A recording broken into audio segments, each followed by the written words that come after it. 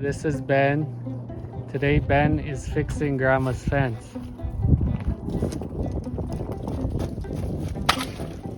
Good job, Ben. We're all painting here. That board's been replaced.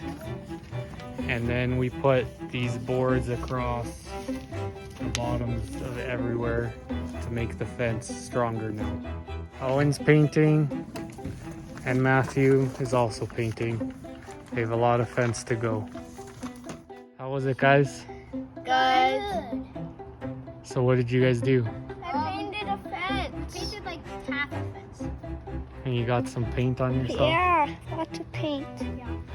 And how much of this fence did you guys actually paint? Like half. Okay, bye.